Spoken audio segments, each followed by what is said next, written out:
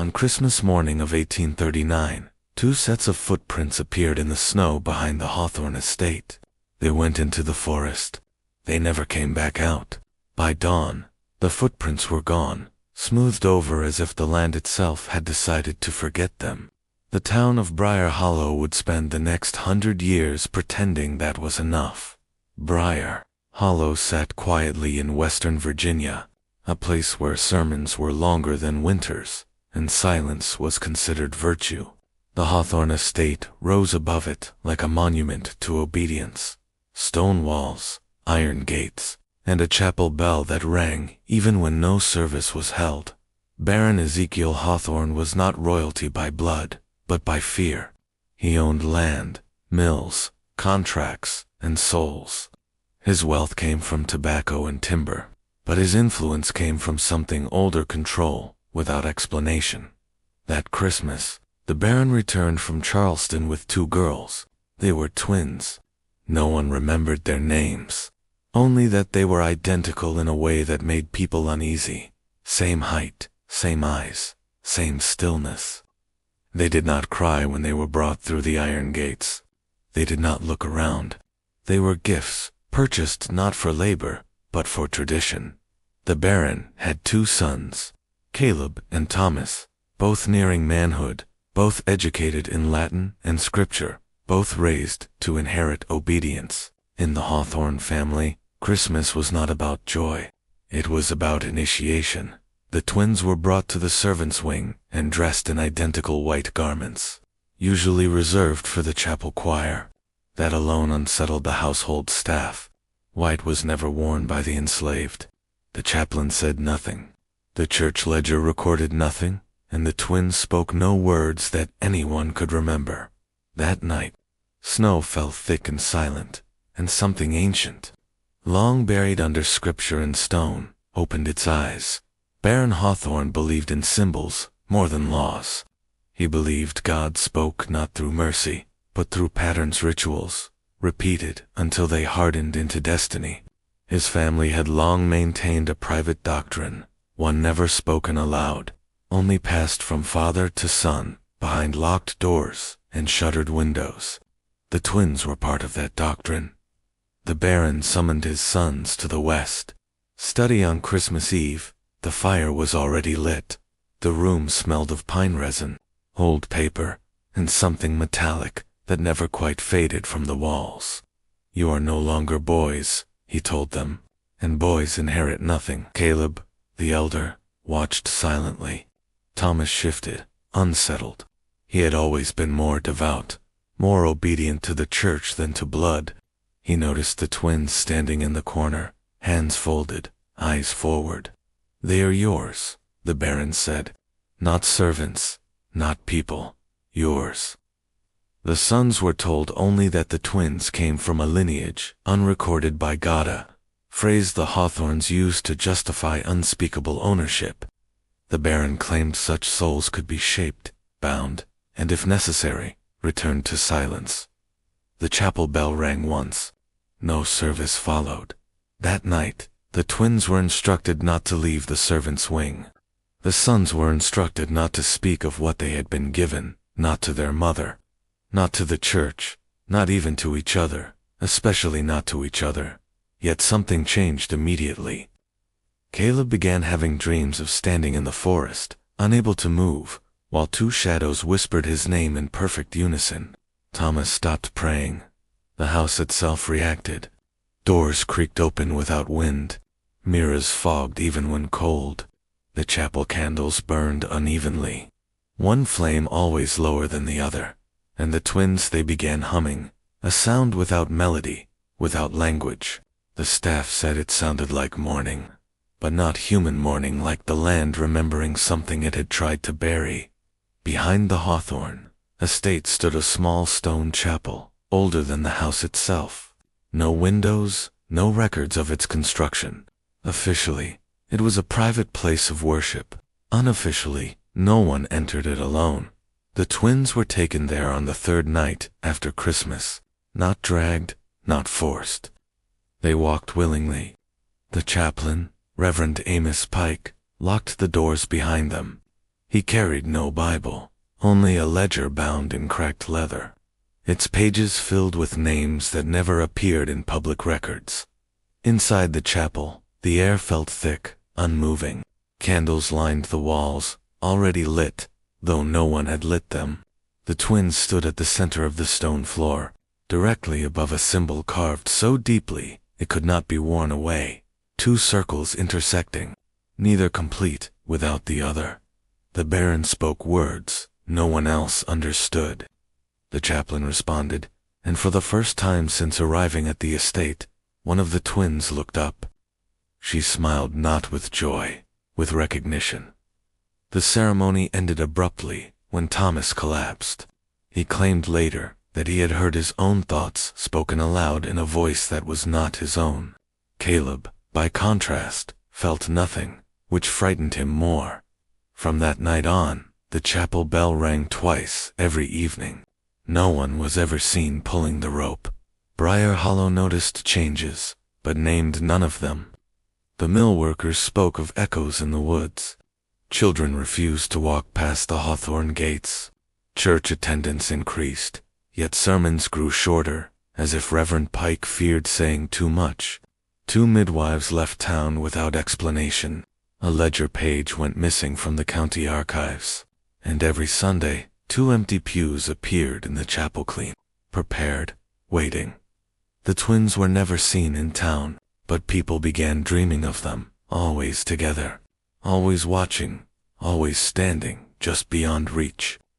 The town learned to look away, because that is what survival required, and the Hawthorne family had survived many things by refusing to see them. On the 7th night after Christmas, Thomas broke. He went to the servants' wing long after midnight, carrying a candle and a prayer he could no longer remember how to finish. He knocked on the twins' door. No answer. He opened it anyway. The room was empty, beds untouched, garments folded, 2 pairs of shoes aligned perfectly at the threshold, pointing outward. From somewhere deep in the forest, the chapel bell rang once, then twice, then stopped, and by morning, the snow behind the estate would hold footprints that never returned. The morning after Thomas found the empty room, Baron Hawthorne did not raise his voice. That alone terrified the household. He summoned Reverend Pike before sunrise and demanded the chapel ledger, the same book used during the Christmas rite, the same one no servant was ever allowed to touch. The Baron turned the pages slowly. Names appeared and disappeared between lines written in ink darker than the rest. Some were crossed out not with ink, but with pressure, as if the quill had been driven through the page. There were no dates of birth, only dates of arrival, and beside each pair of names always pairs was a single word written in Latin, redia, return. The twins' names were not there. That was the problem. Pike whispered that the omission meant the ritual had not completed, that something had gone out of sequence. He tried to explain that twins like these were never meant to be owned by 2 different inheritors. They were meant to be kept together. Caleb overheard this from the hallway. It was the first time he understood that the twins were not gifts. They were safeguards. Thomas did not return to the estate. He was found 2 days later in the chapel, kneeling at the altar, alive but unresponsive. His lips moved constantly, as if repeating a prayer no one else could hear. Reverend Pike attempted confession. Thomas spoke calmly, clearly, and without emotion. He said the twins had followed him into the woods. He said they did not walk the ground moved for them. He said they showed him the place where the chapel stone had been taken from, a pit, older than the town, older than the church, older than any map. They were not born, Thomas said. They were kept. Pike closed the confessional door. The confession was never written down. That night, the Baron ordered Thomas confined to the east wing. Guards were posted not to keep him in, but to keep something else from reaching him. Mrs. Eleanor Hawthorne had never questioned the chapel. She had been raised not to. But when she saw her son bound to the bed, whispering names she did not recognize, something ancient in her broke open. She went to the servants' quarters alone. She found an elderly woman, one of the few enslaved people, old enough to remember the land before the estate. The woman did not hesitate. "They come from the Hollow," she said, "the place where mothers were not allowed to keep what they bore." She explained that long before Briar Hollow was a town, it had been a collection site. Children taken, paired, renamed, used to seal promises between men who feared inheritance more than judgment. "Twins hold balance," the woman said. "Break them apart, and the balance bleeds." Eleanor asked where the twins were now. The woman only shook her head. "Where they have always been." Caleb's dreams intensified. He began recalling events he had never lived, standing in the chapel as a boy long before he was born, watching other pairs kneel where the twins once stood. He remembered hands over mouths, bells rung backward, names erased, asterisk. He realized the Hawthorne lineage did not pass through blood alone. It passed through containment. The twins were not slaves. They were anchors. And now one of the anchors had been disturbed. Caleb went to the chapel alone. The doors opened without resistance. Inside, the intersecting circles on the floor had cracked. Only one circle remained intact. The other had begun to sink. On the 12th night after Christmas, one twin returned. She stood at the iron gates, just before dawn. No footprints led to her. She was alone. The household froze. Baron Hawthorne ordered her brought inside immediately. But as she crossed the threshold, every mirror in the estate shattered at once. She looked directly at Caleb and spoke for the first time. "We were not meant to be divided." Then she asked a question no one could answer. "Which one of you did this?" The twin who crossed the Hawthorne threshold did not behave like someone who had escaped. She did not ask for shelter. She did not ask for mercy. She waited. Her posture was precise, almost ceremonial, as if every step had already been rehearsed long before she ever arrived at the estate. The servants avoided her eyes not out of fear. Out of recognition, Reverend Pike was summoned immediately. When he saw her, his hands trembled not with shock, but with familiarity. "You came back incomplete," he whispered. The girl tilted her head. "No," she replied calmly. "I came back first." From that moment on, the estate felt wrong, like a structure built 1 inch off its foundation. Floors slanted where they never had. Shadows lingered too long. The chapel bell rang at unscheduled hours, sometimes 3 times, sometimes only once. Caleb noticed something worse. The girl's reflection did not always move when she did. Sometimes it lagged. Sometimes it watched him. The following Sunday, Reverend Pike delivered the longest sermon Briar Hollow had heard in decades. He spoke of stewardship, of balance, of sins committed not by individuals, but by systems. He spoke of sacrifices made quietly, so the town could prosper loudly. No one interrupted. Everyone understood. When he finished, the congregation stood not in prayer, but in acknowledgement after service. A collection was taken, not money, names, families that had benefited from the old arrangements, landowners, judges, founders. Each name was written down and folded into the chapel ledger. The town had chosen remembrance, and remembrance demanded completion. That night, the Baron finally told Caleb the truth. The Hawthorne estate had been built over a containment site, an old practice repurposed by men who feared chaos more than cruelty. Children born in pairs were taken, bound symbolically, and used to seal generational transfers of power. So long as the pairs remained intact, the land remained obedient. When separated, the land remembered. "The twins were never meant to serve you," the Baron said. "They were meant to hold you." Caleb asked where the other twin was. The Baron did not answer. Instead, he unlocked a door beneath the chapel. Stone steps descended into darkness. At the bottom was a pit wide deep, and carved with the same intersecting circles now broken above. Caleb understood. One twin anchored the past. The other anchored the future, and the space between them had always required blood. Caleb refused to participate. He attempted to free Thomas. He attempted to flee the estate. He even attempted to burn the chapel ledger. Nothing worked. The girl watched him quietly. "You cannot undo what remembers you," she said. Thomas, still bound to the bed, finally spoke clearly. "You were always the offering," he told his brother, that night. The girl led Caleb into the woods, not by force, by inevitability. The trees parted, as if they recognized her. The pit waited. At dawn, the chapel bell rang twice, then once, then never again. Caleb Hawthorne was never seen after that night. The estate stabilized. The land grew obedient once more, and the girl, she did not leave.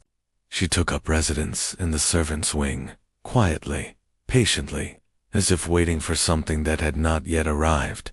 Because completion, it turned out, was not an ending. It was a cycle. After Caleb Hawthorne vanished, the estate did not mourn. It adjusted. Rooms were sealed. Portraits were repainted. A third chair at the dining table was removed without comment. The household learned a familiar discipline, the discipline of omission. The remaining twin stayed. She was not listed in any ledger, not counted in rations, not assigned labor. She existed in the negative space of the estate, present, but never acknowledged. Servants said she aged without aging. Seasons passed, yet her face remained unchanged, as if time itself recognized her authority. The chapel remained locked, but the land outside it flourished unnaturally. Crops grew heavy. Timber split cleanly. The river stopped flooding. Balance had returned at a cost no one was permitted to name. In 1842, a county surveyor requested access to the Hawthorne Chapel as part of a routine mapping project. He never filed a report. Instead, a fire broke out in the county records office that same week. Ledgers burned selectively. Deeds vanished. Baptismal registries lost entire decades. Only one structure was removed from all official maps of Briar Hollow, the chapel. From that point on, it existed only physically, not legally, not historically. The twin was seen standing near the ruins the night the last document burned. The Hawthorne line did not end. It adapted. Future heirs were taught never to ask certain questions. Christmas was no longer celebrated openly. Twins born in the surrounding counties were quietly relocated, adopted, apprenticed, or disappeared into church-run institutions, always in pairs, always recorded incorrectly. The system learned from its near collapse. No more gifts, no more division. The twin remained the silent constant, watching, waiting, ensuring compliance. In 1901, long after the Baron's death, the chapel bell rang one final time. 3 tolls. Residents reported a young woman walking into the woods, with 2 children, twins, holding her hands. No footprints returned. After that night, Briar Hollow began to fail. The land dried. The mills closed. Families moved away. The balance had shifted again, and this time, there was no one left who remembered how to correct it. By 1930, Briar Hollow no longer appeared on maps. The Hawthorne estate collapsed in on itself. The chapel stones were reclaimed by the forest. The pit beneath it filled slowly, patiently, as if sealing itself. The last reference to the twins appears in a marginal note in a burned ledger fragment. What was kept has returned.